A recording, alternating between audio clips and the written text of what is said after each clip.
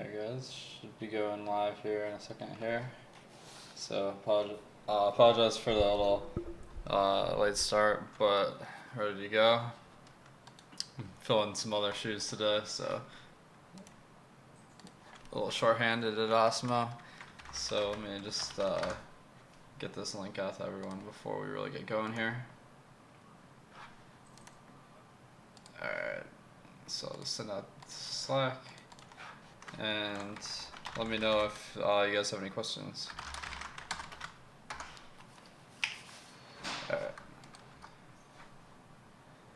So, just gonna go through each game. Like, honestly, pretty tough slate so far to break down because there's a lot of question marks.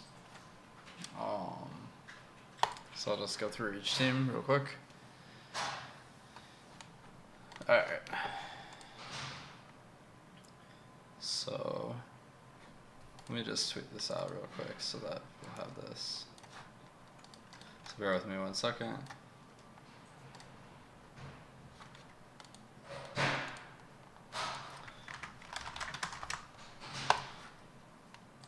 Alright, so the big news today for Atlanta is John Collins is back. So a few takeaways here. So Cam Reddish had been in the starting lineup along with DeAndre Hunter and Kevin Porter. One of these guys will have to move back to the bench now. So I'm expecting Cam Reddish to come off the bench. 1 second. This is let me just fix this. Taking care of the hockey stream today too. It's kind of crazy. All right.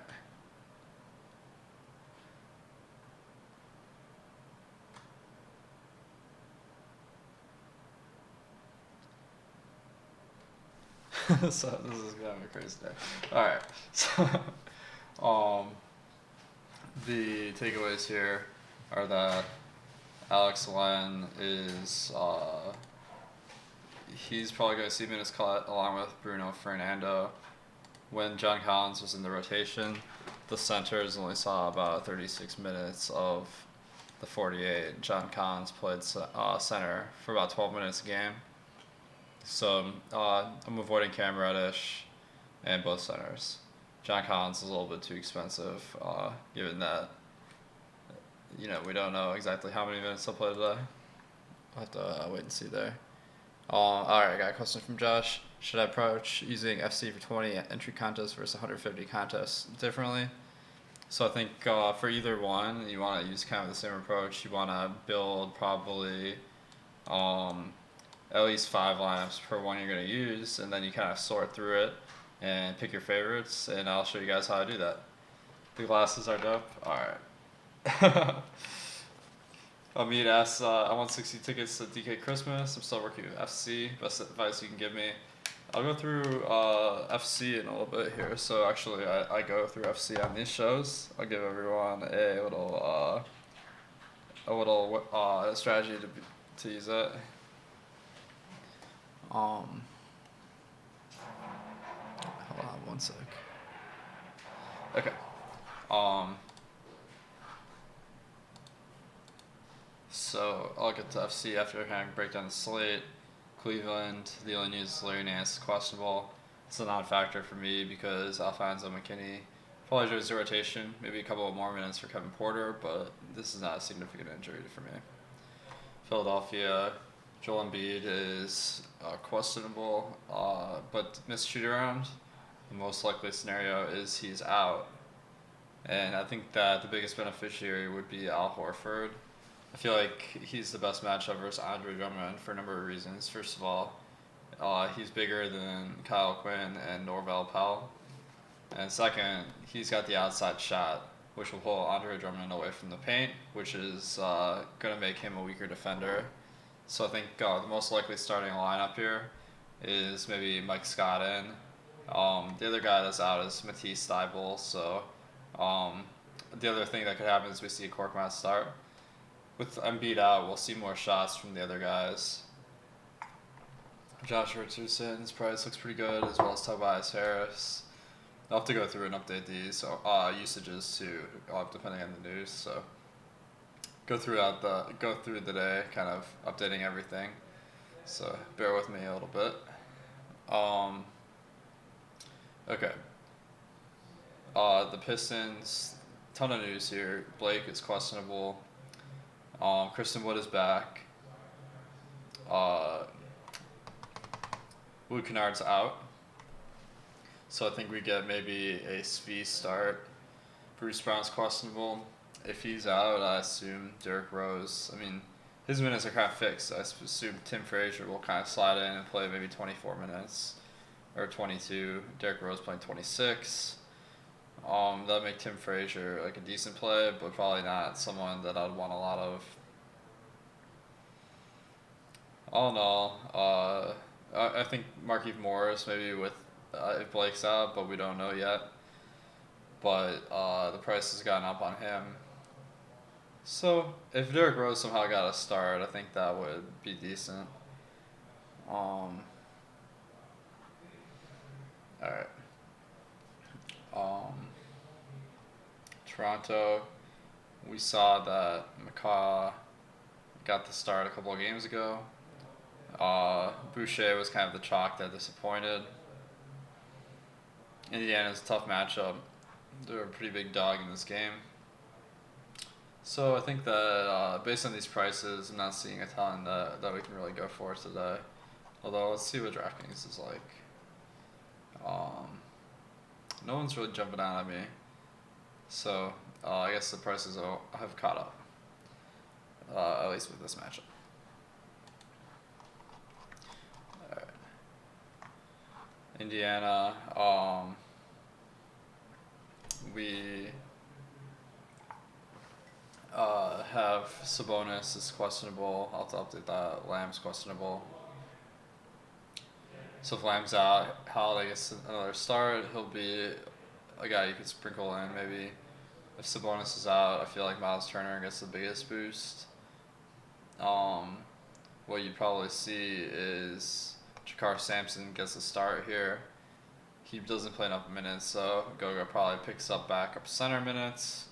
Neither of those guys will really be appealing, but Goga playing 18 minutes behind Miles Turner, that's a maybe. Alright. Let me, who are your top 3 underlooked pay-up studs? Alright. Thanks for the super chat, Sham. So, pay-up studs, underlooked. Man, that's a great question. Bradley Beal, I feel like he is just always going completely unowned, like compared to where he should be. I mean, everyone's on the Wizards, so 23.7%. Based on this price, that's way too low. I don't know why that he is so undervalued. Let me think of some other studs here.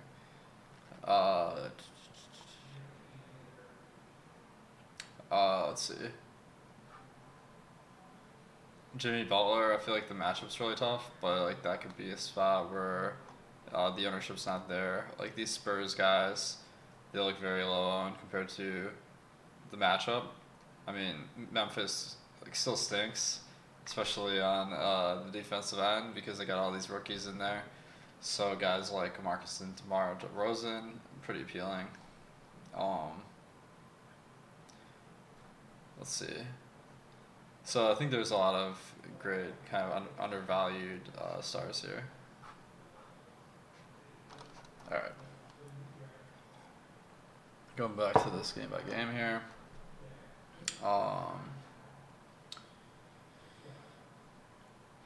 Utah, we still have Mike Conley out, so that's elevating the minutes of Joe Ingles. His price is up a ton.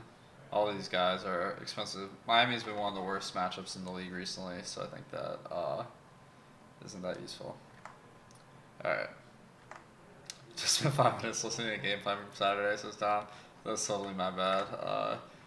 We had a guy call off sick today, so we're scrambling a little bit to get everything set up. I'm actually producing this hockey show right now. It's having all these technical difficulties, so just kind of a crazy day here. Alright.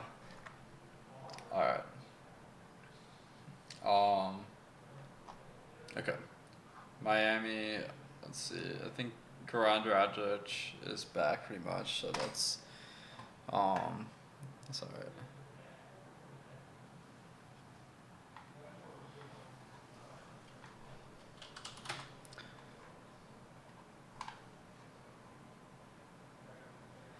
Hang on one second. I'm having this some trouble here.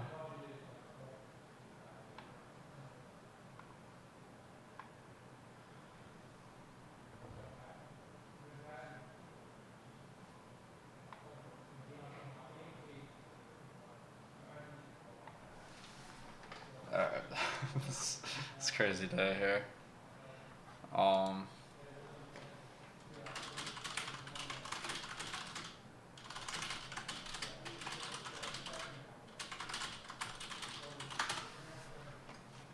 all right. So this is live look on. A pretty rough day for me here. But I think this slate is turning out to be pretty interesting. It's one where you probably won't want to leave your computer after a lock because there's so many questionable guys. One thing I noticed, Rudy Gay, he played limited minutes in one game. He's out another. His price is way down. So that makes a pretty appealing play. And people looking at just recent games may miss the fact that it's really kind of an abnormality. He played so few minutes. One sec here.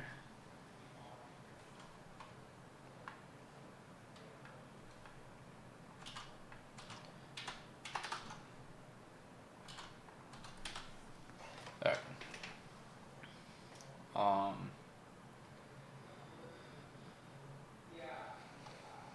Spurs. Oh yeah, the matchup is one I like here, so I think that's a good team. All right.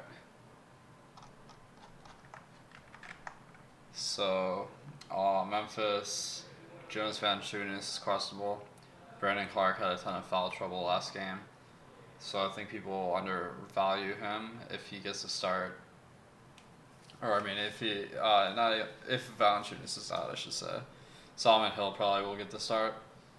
For whatever reason, they don't want to start Brandon Clark, but I still think there will be more minutes to go around with Valanciunas out. All right. Denver, Paul Millsap's back. He's super underpriced, so I think that could be a decent choice.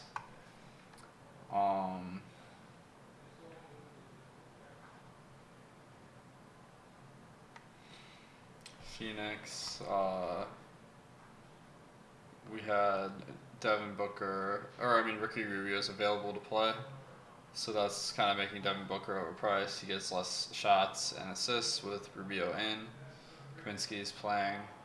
Sarge is playing. So all in all, it's fairly priced guys.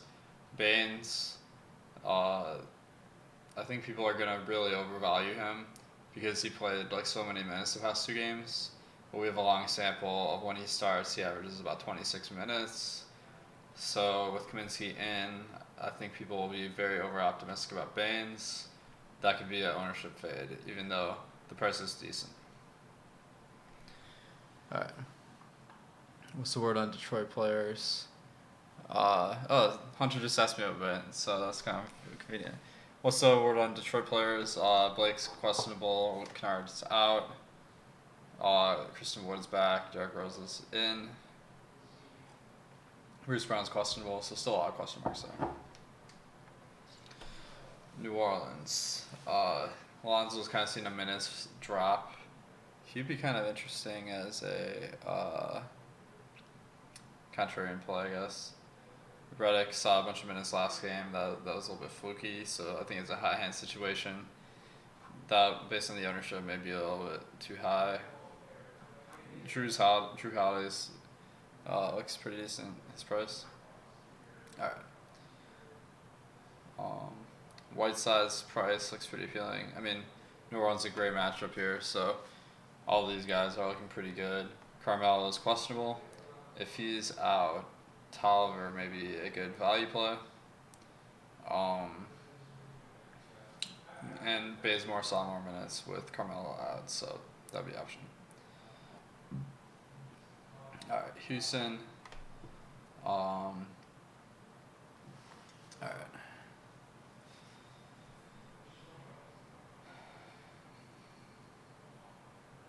PJ Tucker seems like someone that's always kind of cheap.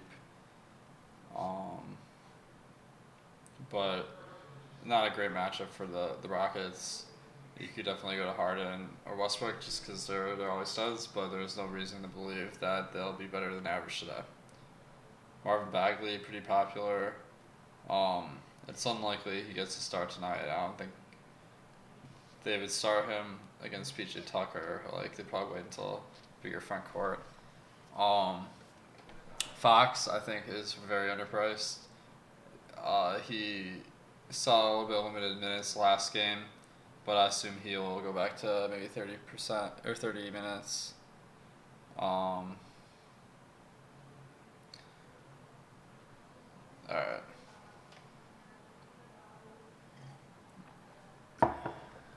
Minnesota, of course, last game of the night, there's all these questionable guys. So Shabazz is questionable. If he was in, that'd be a really nice play. Karl Anthony Towns is questionable. If he'd be in, he'd be a good play that would be really, really underowned. So one strategy you could use today is, so we got 3 games at 10 or later. One thing you could do here is you set a rule that you have to have at least 3 players from these 3 games, and then when you get the news, you can swap all these guys out. So some guys I like from Golden State today, I like Damian Lee. I think that he started and played a ton of minutes last game. Alec Burks is kind of appealing. We got a couple of questionable guys, so Pascal and Robinson are questionable.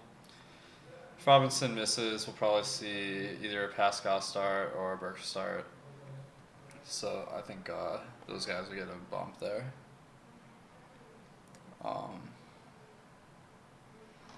Alright, so I want to build some lineups here.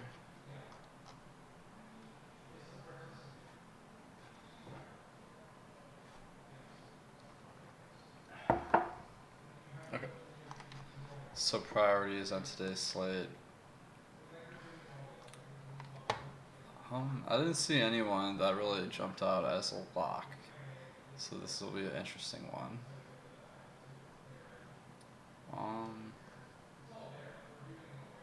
I like Fox. I think that price is very good. The matchup is certainly excellent. So I think he'll be maybe a core play of mine. Then maybe one of these Golden State guys. So I think Damian Lee is a pretty decent option here. Alright.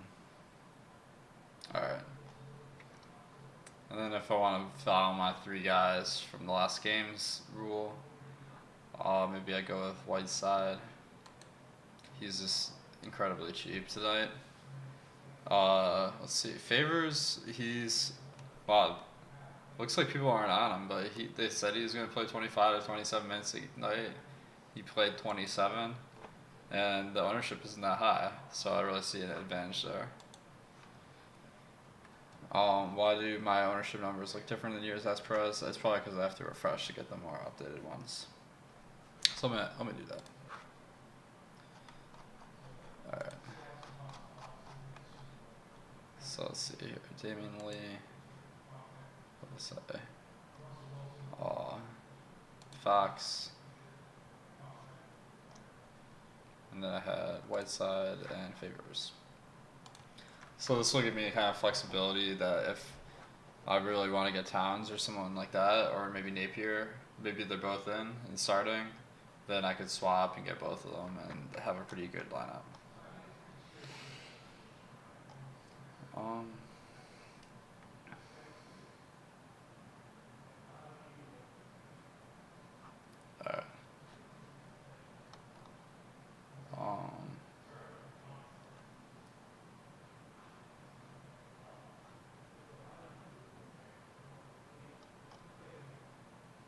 See, it looks like these Knicks are actually pretty popular, so that's kind of interesting. One thing, there's actually an interesting situation here where Marcus Morris is out, and I think that means that we get a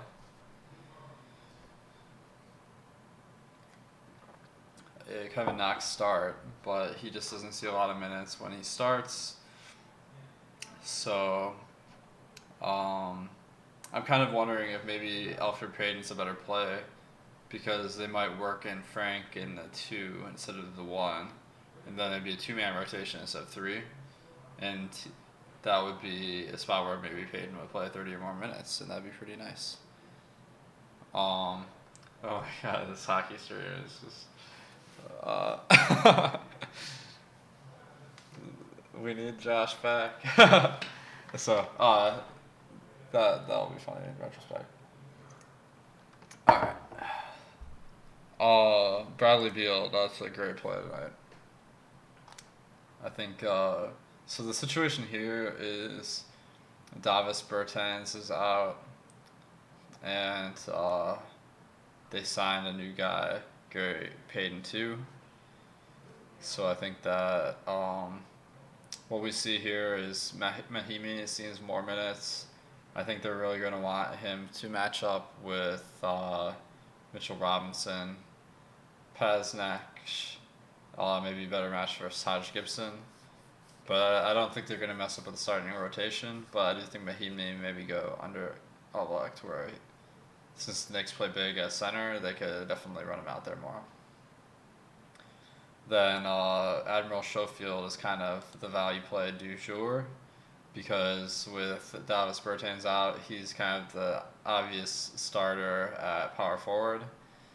He really hasn't done much this year, but the price is really low for that reason.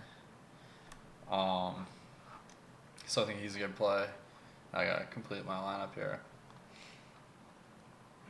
I kind of feel like some of these Detroit guys will open up later. Maybe I'll get one of these Philly guys because I feel like Horford is a good play, even though my projections don't reflect that quite yet. I'll have to go back and update that. All right. And then I gotta get 100 someone. Brogdon fits the bill. Let's see, Randall.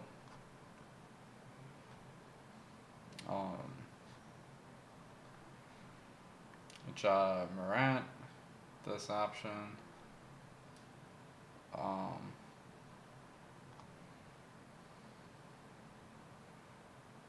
Alright, CJ McCollum. Looks like a core play tonight, but I don't really see any reason to put him in this lineup. So I'll just put in, let's see. Brogdon. Alright.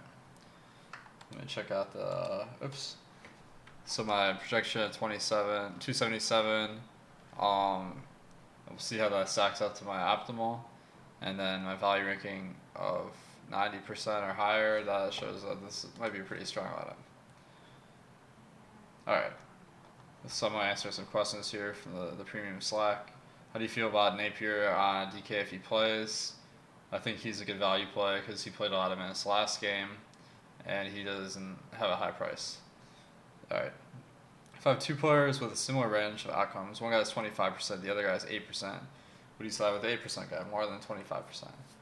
Yes, for the most part. But it is a little bit more complicated than that because sometimes you might want to target guys who have target lineups that have a certain guy. If like this is kind of I'm going off the rails here, but there are reasons for both. Like suppose you just love 7 guys and this guy fits at 25% versus 8%. If you feel like the other 7 guys will go underowned, it may make sense to pick the more popular player because then you're getting an edge over more people with the other guys in your lineup. All right, let me pull up the YouTube chat here real quick. So bear with me a second. Beal has a 70-point ceiling here, says Matthew. I hope you're right because I want to definitely have him. Hold on, let me fix this real quick.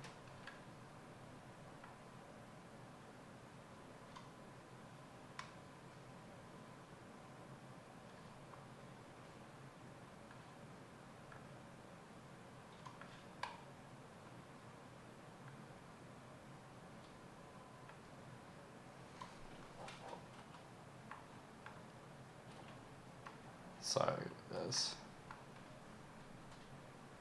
Let me just fix this so it's not totally ridiculous. Alright. Just give me 1 second here. Let's move on to FanDuel. Make a hand-built lamp, and then we will.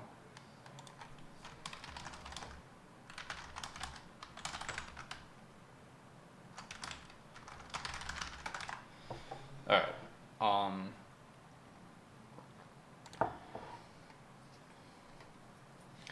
So FanDuel. Let me go down to some of my favorite guys from last lineup, and we'll see how they stack up.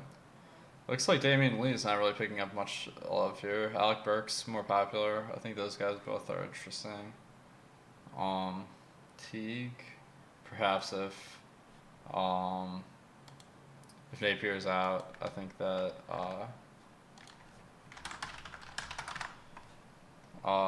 Teague could get a bump if Napier's out, but more likely Culver will get the start, and it won't make any difference. Foxlight's actually pretty popular on FanDuel. The price is pretty good though, so I like that.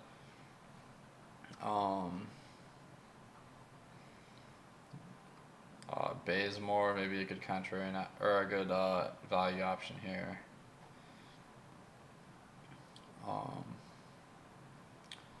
Millsap, pretty cheap.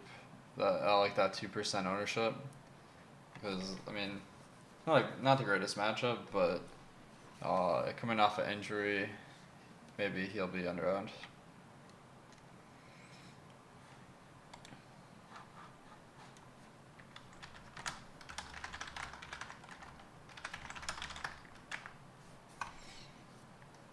Alright. Some of these Spurs guys look pretty cheap on FanDuel as well. So maybe I'll go with one of those guys. Brandon Clark, I identified as maybe a guy that'll go overlooked, so I'll go with him.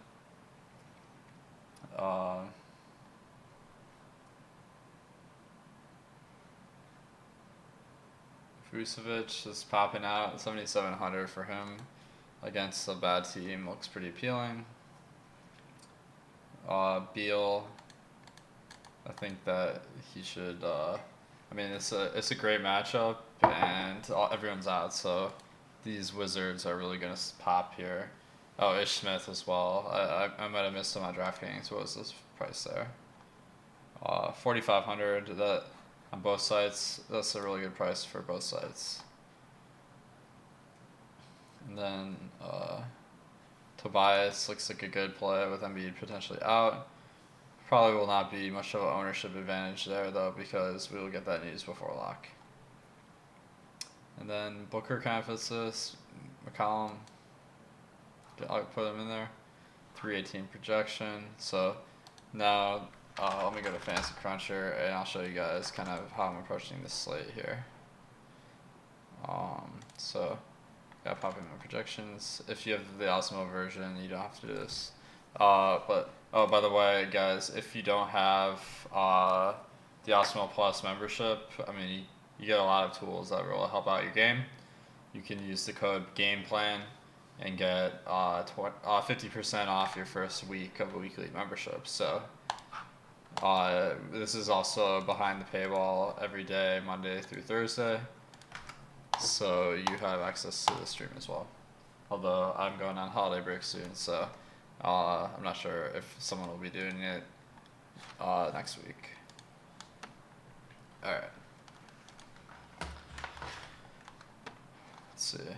So the first thing I do here is I'll look at the optimal lineup and see kind of what projection is possible tonight. It's a 290. Mine was 277, so I didn't do a great job here. So I think Ish Smith and Admiral Schofield definitely guys you want to smash tonight. I didn't go as hard on the Portland guys. Those are all great values in an excellent matchup. So this is the optimal lineup. I don't know if this would be a good GPP lineup because it's I mean like you only have access to 2 games here, so if all 4 of these Wizards guys have above average games, maybe you'd want a Nick in there. Same thing with Lillard, McCollum, and Whiteside going off. The New Orleans guys would have to go off too. So uh, I don't usually limit the number of players per team, but this may be one instance where it'd be good. What is the reason for a hand-built lineup to start your process? Asked Achilles. It's just because it's more like because a lot of people they want to build a lineup by hand. So I'm just kind of going through single entry process for me, and then the multi entry. You worried that Beal might sit in a blowout? For sure. It's only a 4-point line though here, so it's hard to call it a blowout.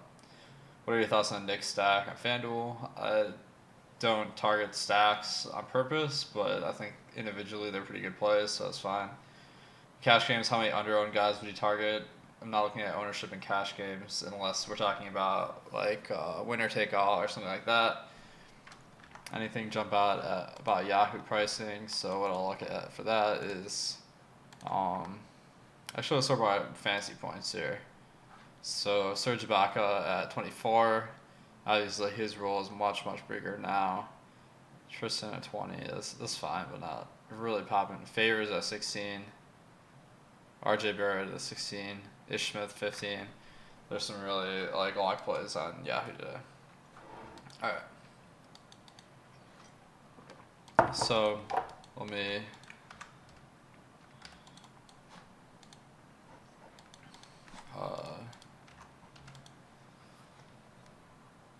Let me build some lineups here. So I set my randomness to 40% because I want to get some lineups that aren't that good, but I want to get some lineups that have some unusual players in them, kind of, because I don't want a lineup that's completely optimal by projection. So I will just go through and eliminate some lineups that Fantasy Cruncher creates that aren't really as good as I like. So I'm looking with the optimal about 290. I'm looking for a lineup that's projected about 280 or higher. And one thing I'll do, I'll set some groups tonight. So, one example of a group could be Jan Mahimi and Paznech.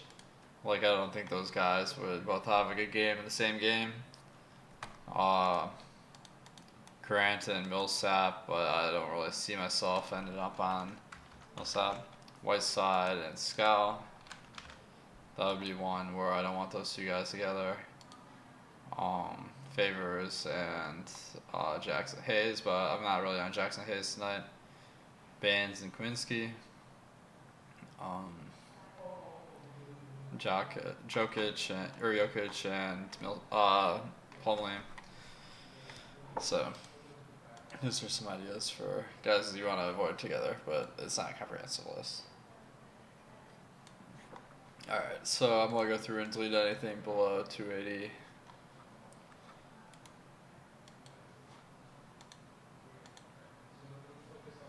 Alright, I'm going to sort by ownership and delete some of the highest owned lineups.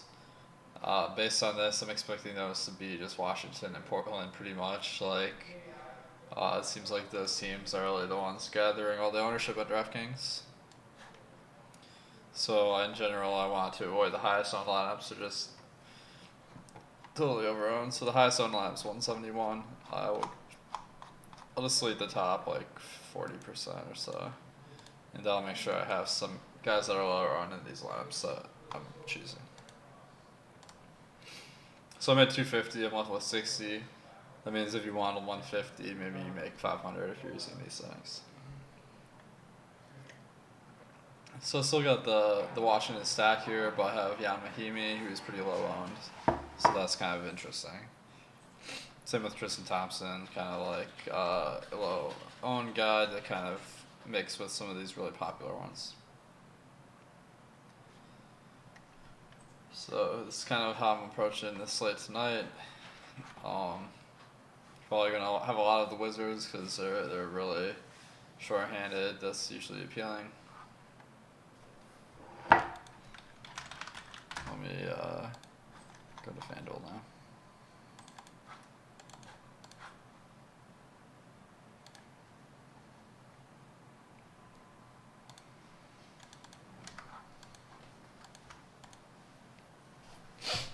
So guys, thanks for hanging out, and thanks especially for bearing with the technical difficulties, because I'm wearing a lot of different hats today. Um, can you show how you say your exposures for players in FC is some combination of the projected ownership, my projection for the player, and the value? Is Emily Rodriguez an ex of yours? She has it out for you in YouTube chat. What? What is going on here? I did not see that. Who is that? It looks like there's this person, Yulia, but I don't see Emily Rodriguez. She got all the messages deleted. I wish I could have read those. Alright. So, optimal 330. Wow, that's a high projection. So, that's kind of telling me that it's going to be hard to make a real contrarian lineup here. Oops. Alright. So I'll try to make a lineup that's above 320. Looks like there aren't that many ways to do it, so I might be deleting more lineups than usual here. But the guys that I like tonight aren't especially a high predicted ownership, so it doesn't look horrible. Alright, so I'm deleting about half, so that's not too bad.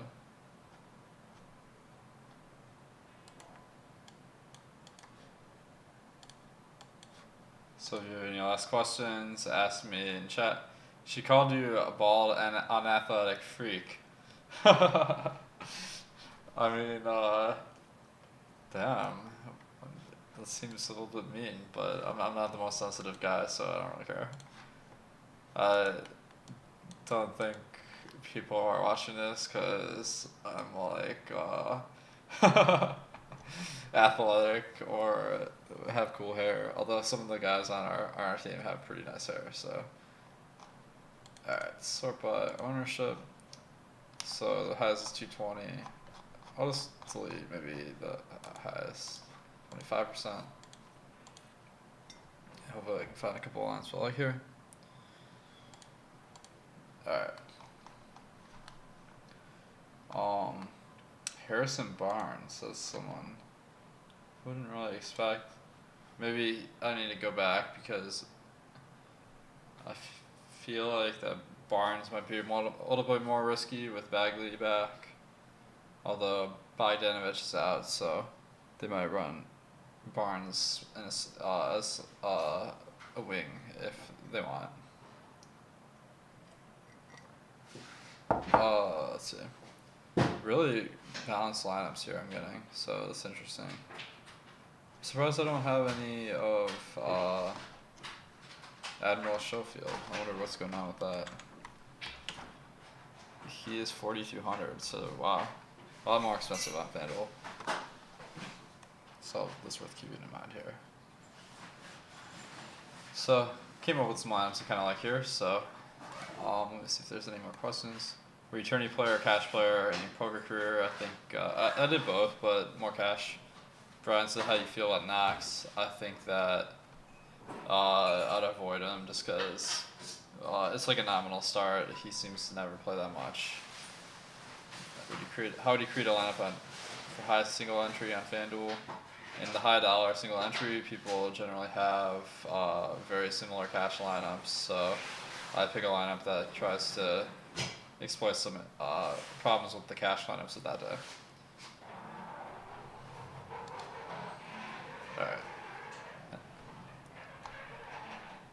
Alright guys, thanks for tuning in here. I hope that I was able to give you guys some insight. Apologize again for all the technical issues, but make sure to tune in to the deeper dive and Live Before Lock coming up. We got Adam and Latvia on the deeper dive, and then on Live Before Lock, we actually have a guest appearance from EMAC tonight, and I believe it's Spags, but I'm not sure. So I'll be watching those, catch up with all the latest news, and good luck tonight.